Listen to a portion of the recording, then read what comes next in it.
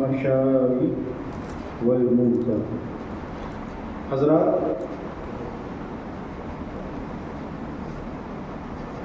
اعلیٰ حضرت امام عشق و محبت فاضل باری علیہ رحمت رضوان ارشاد فرماتے ہیں، اے عشق تیرے صدقے جلنے سے چھٹے سستے، اے عشق تیرے صدقے جلنے سے چھٹے سستے، وہ آگ لگائی ہے جو آگ بجھا دے گی، وہ آگ لگائی ہے جو آگ بجھا دے گی۔ اور یہ عشق ایسا عشق ہے جس میں جب انسان محو ہو جاتا ہے، اس میں کھو جاتا ہے، تو اس کو خود کی پتہ نہیں ہوتی وہ کیا کر رہا ہے، کسے دیکھ رہا ہے، کیوں دیکھ رہا ہے اور کتنی دیر دیکھنا ہے، اسے خود کا خیال نہیں ہوتا۔ ہم نے آپ کو بتایا تھا محرم کا مہینہ چل رہا تھا 10ویں تاریخ کو رات میں کہ محبت اور عشق میں فرق ہوتا ہے۔ فرق کیا بتایا تھا؟ محبت وہ ہے کہ جب ہم محبت کسی سے کریں تو اپنا بھی خیال ہو اور سامنے والے کا بھی خیال ہو، یعنی جس سے ہم محبت کرتے ہیں اس کا بھی خیال ہو اور اپنا بھی خیال ہو، ہم کیسے کھڑے ہیں، کس طرح کھڑے ہیں، ہم کیا پہنے ہوئے ہیں، سب چیز کا خیال ہو۔ مگر جب کسی سے عشق کرتے ہیں تو عشق میں یہ ہوتا ہے کہ ہم سامنے والے کا خیال تو رکھتے ہیں، سامنے والے کا خیال تو رکھتے ہیں مگر اپنا خیال نہیں، مطلب اتنا کھو جانا عشق میں، ڈوب جانا اتنا محبت میں، اس کو اعلیٰ حضرت کیوں کہتے ہیں، اے عشق تیرے صدقے جلنے سے چھٹے سستے، وہ آگ لگائی ہے جو آگ بجھا دے گی، وہ آگ لگائی ہے جو آگ بجھا دے گی۔ حضرات، میں نے یہ جو ابھی آیت پڑھی وَلَذِكْرُ اللَّهِ أَكْبَرُ، آپ نے بہت بار سنا ہوگا کہ بے شک نماز بے حیائیوں سے، نماز بے حیائیوں سے روکتی ہے۔ یہ جو شخص نماز پڑھتا ہے اسے بے حیائیوں سے روکتی ہے، مگر ایسا تو کچھ ہمیں آج نظر نہیں آتا۔ کیا مطلب؟ قرآن مقدس کے وہ الفاظ جس کو کہنے والا، جس کے بارے میں صرف منسوخ کر دینا اس بات کی اتنی مضبوطی ہو جاتی ہے کہ تمام باتوں کی خالق ہو جایا کرتی ہے وہ بات۔ جس طرح اللہ خالق ہے تو اسی طرح اس کی باتیں بھی بہت زیادہ وزنی ہیں اور دنیا میں تمام باتوں سے زیادہ صادق اور بہترین اور بہت ہی اچھی ہوتی ہے۔ تو اللہ تبارک و تعالیٰ نے جو قرآن مقدس میں فرمایا، اس کا اثر ہمیں کن لوگوں پر دکھے، کیسی نمازوں پر دکھے گا؟ ان الصلاۃ تنہی عن الفحشاء والمنکر۔ ہم نے اور آپ نے نمازیں پڑھی مگر ہم وہی رویے میں چل رہے ہیں، گئے یہاں سے جھوٹ بولنا شروع کر دیا، ہم یہاں سے گئے وعدہ خلافی کرنا شروع کر دیا، ہم نے سود کھانا شروع کر دیا، ہم نے بیاج کھانا شروع کر دیا، ہم نے ہر وہ کام کرنا شروع کر دیا جو اسلام منع کرتا ہے، جو ہمارے آقائے دو جہاں دریائے رحمت صلی اللہ تعالی علیہ وسلم ہم کو جس چیز سے روکتے ہیں، ہمارا خدا جس چیز سے تناہی کرتا ہے، منع کرتا ہے ہم کو، ہم اسی کام کو کر رہے ہوتے ہیں۔ ہماری زبانوں پر فحش گویاں اور ہمارے دلوں میں وہ میوزک کے ترانے گنگنا رہے ہوتے ہیں، ہم ہر وقت مگن رہتے ہیں، گناہوں میں ملوث رہتے ہیں۔ تو یہ نماز ہماری ایسی نماز جو ہم کو برائیوں سے روکے، نماز تو وہ نماز جو برائیوں سے اس طرح روکے کہ ظہر کی نماز پڑھ لی تو عصر تک وہ گناہ کرنے کا تصور بھی نہ کرے، اسے کہتے ہیں کہ نماز نے اسے برائیوں سے روکا ہے، اسے برائیوں سے روکا ہے۔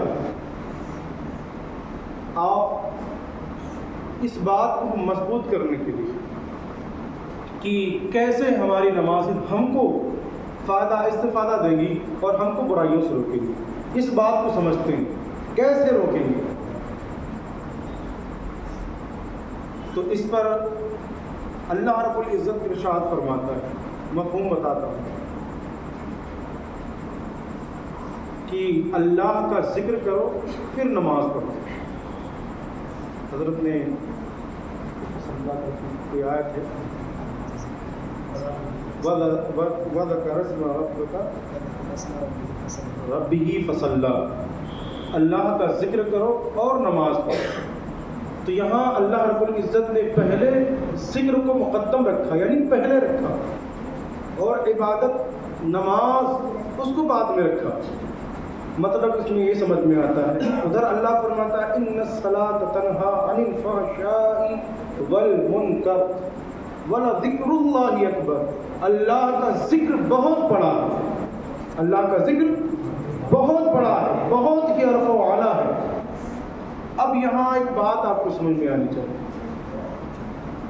کہ ہم نے اس آیت کو اس لیے پڑھا ہے جو نماز بے حیائیوں سے روکتی ضرور ہے، مگر جب تک آپ کا دل پاک صاف نظیف نہ ہو، آپ کا دل نظیف نہ ہو، آپ کے دل میں خشوع اور خضوع نہ ہو، جب آپ کا دل اس چیز پر مطمئن نہ ہو، وہ نمازیں استفادہ نہیں دیتی، وہ نمازیں آپ کو فائدہ نہیں پہنچائیں گی. اللہ کے رسول صلی اللہ علیہ وسلم ارشاد فرماتے ہیں قیامت کے دن ایسی نمازیں غلیظ کپڑوں میں لپیٹ کر ہمارے منہ پہ مار دی جائیں. آپ بتائیں ہم نمازیں بھی پڑھیں، ہماری نمازیں ہمارے چہروں پر مار دی جائیں، ایسی نمازیں کس چیز؟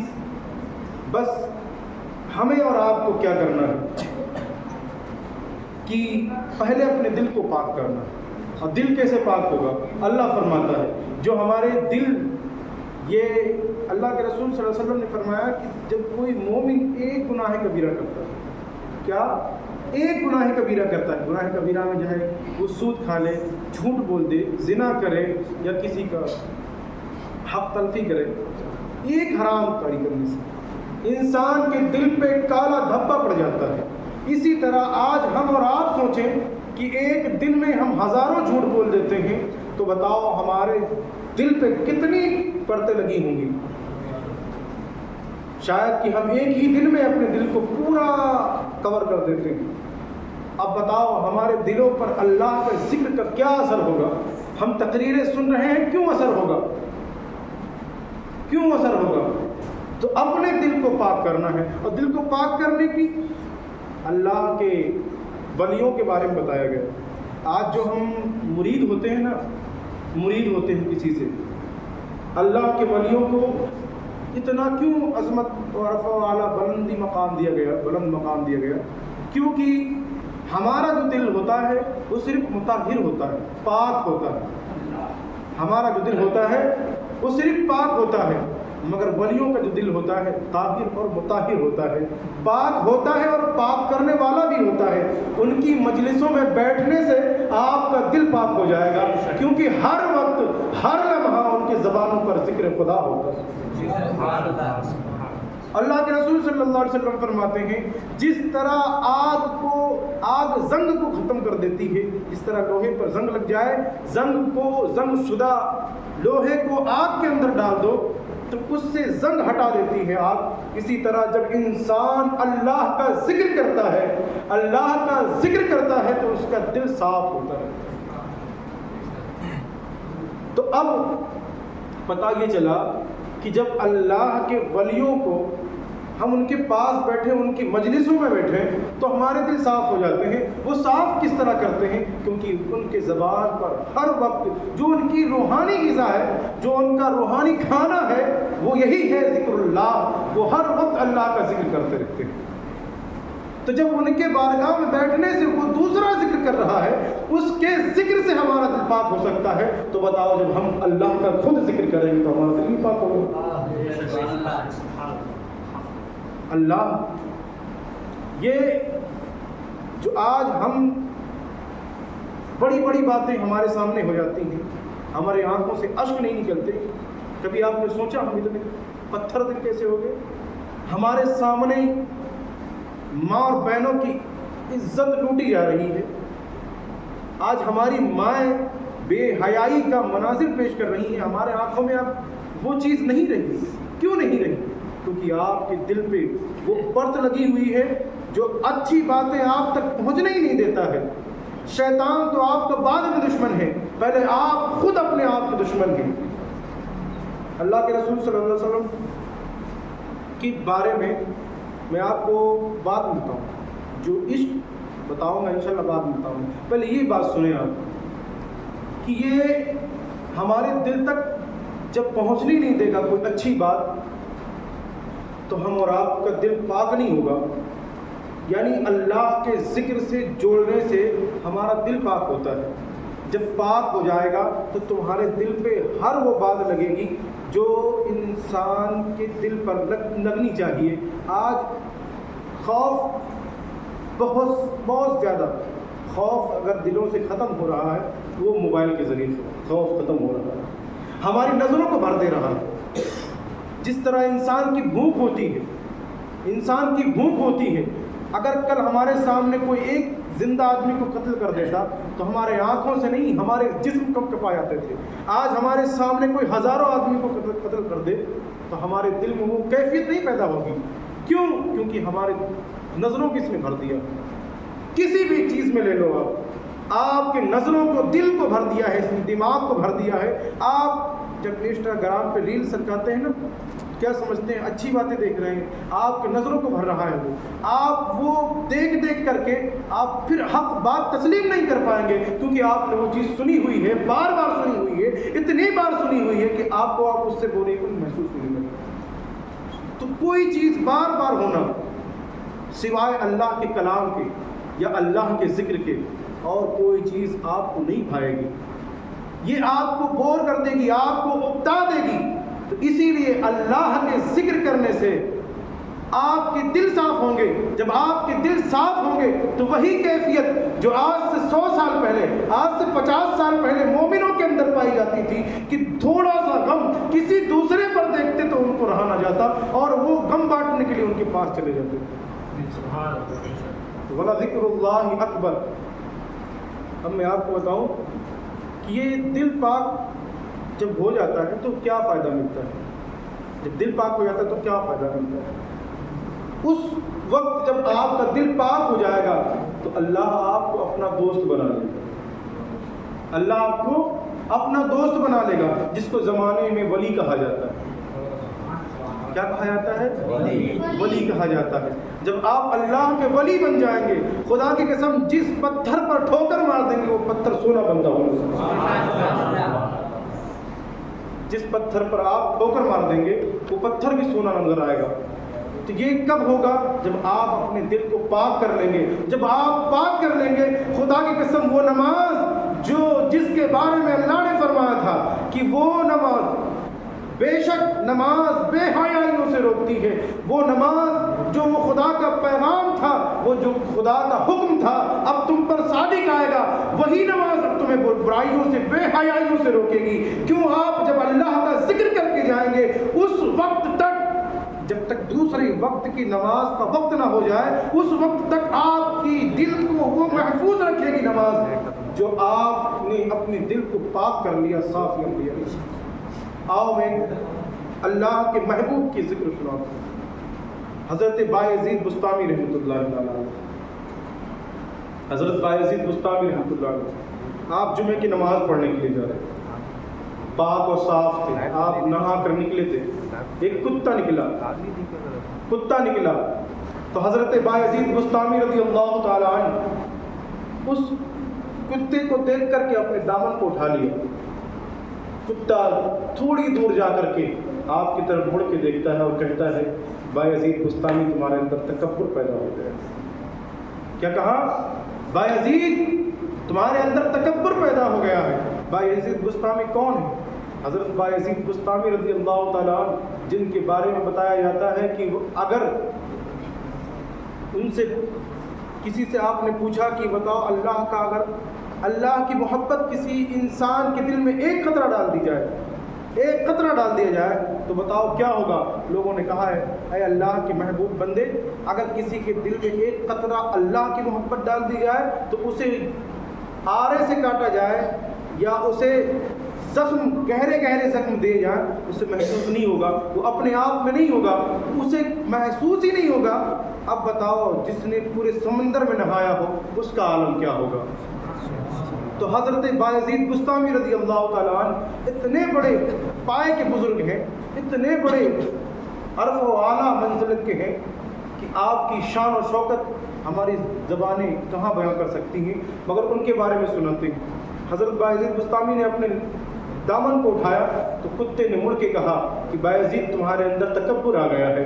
بایزید نے سنا تو کہا کہ میں نے اس لیے اپنے کرتے کو دامن کو اٹھایا کہ تمہارے جسم سے اگر لگ جائے گا تو میں نماز پڑھنے کے قابل نہیں رہوں گا۔ اس کتے نے کہا کہ نہیں بایزید، اگر تم ٹچ ہو جاتے، ہم اس وقت سوکھے تھے، گیلے نہیں تھے، آپ اپنے دامن کو جھاڑ دیتے، اس وقت آپ نماز پڑھنے کے قابل ہو جاتے، مگر آپ نے تکبرانہ انداز سے اپنے کرتے کے دامن کو اٹھایا ہے۔ خدا کی قسم بایزید کہتے ہیں، کتے سے کہتے ہیں اپنا مرید بنا لو۔ کتا کہتا نہیں ہو سکتا ہے، بایزید کہتے ہیں نہیں ہمیں اپنا مرید بنا لو۔ کتا کہتا نہیں ہو سکتا ہے۔ پوچھا کیوں نہیں ہو سکتا ہے؟ کہا کہ ہم انسان نہیں ہیں کہ انسان ایک وقت کھاتا ہے اور آنے والے دن کے لیے جمع کر کے رکھتا ہے۔ ہم کتے ہیں، ایک دن کھا لیتے ہیں تو اپنے رب پر بھروسہ کر کے سو جاتے ہیں اور ایک ہڈی تک نہیں رکھتے اپنے پاس۔ خدا کی قسم کل ہم کو پھر خدا دے۔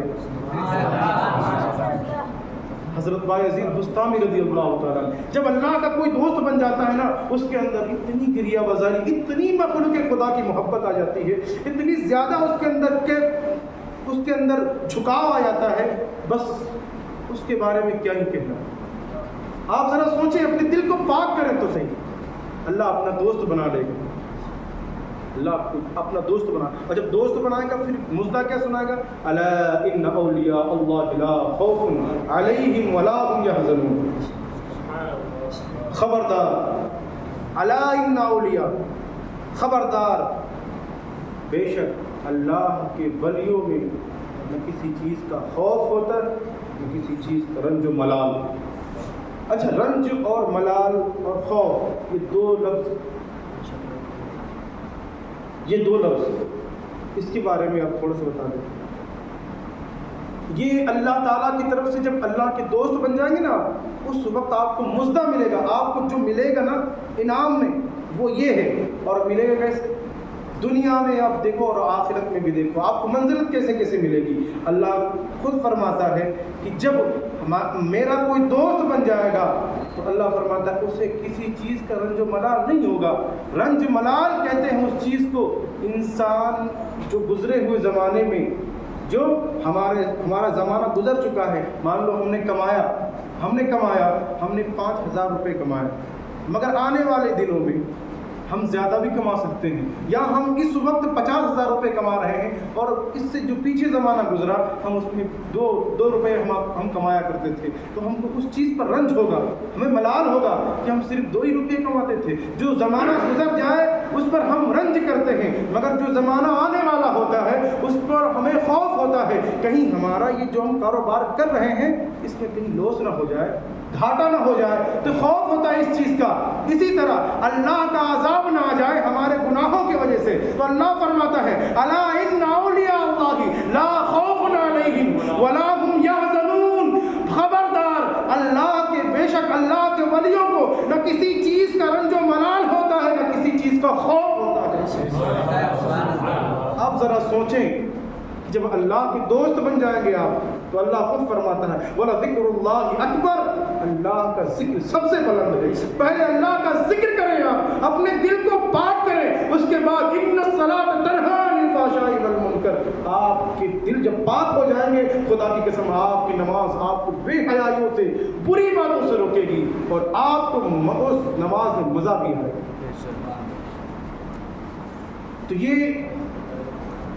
ہم نے سوچا نہیں، تو ہم نے جو شروع میں شعر پڑھا تھا، اے عشق تیرے ستے جلنے سے چھٹے سستے، وہ آگ لگائی ہے جو آگ بجھا دے گی۔ حضرات، یہ اعلیٰ حضرت کی شعر شاید کسی کو سمجھ میں آئے، مگر اس پر گفتگو نہیں کرنا چاہتے، بس یاد دلانا چاہتے تھے کہ آپ عشق کریں، یا آپ کا دل جو خالی پڑا ہے یا کسی دنیا والوں کے لیے دھڑک رہا ہے، اس پہ اپنے رسول کا قبضہ کروائیں، اتنا قبضہ کروائیں کہ سارے احاطے، سارے کے سارے جو اس کے اندر جگہ ہے ساری کی ساری جگہ رسول اللہ صلی اللہ علیہ وسلم کے عشق سے پورا ہو جائے، اور اللہ کا ذکر اپنی زبانوں پر سجائیں تاکہ آپ کا دل پاک اور صاف نظیف ہو جائے، اور انشاءاللہ پھر آپ پر اللہ کے ذکر کا اثر بھی ہوگا اور آپ کسی چیز میں ہاتھ لگائیں گے وہ سونا بھی بن جائے گا۔ تو آئیے ہم اور آپ مل کر توبہ کرتے ہیں۔ استغفر اللہ ربی من کل ذنب واتوب الیہ۔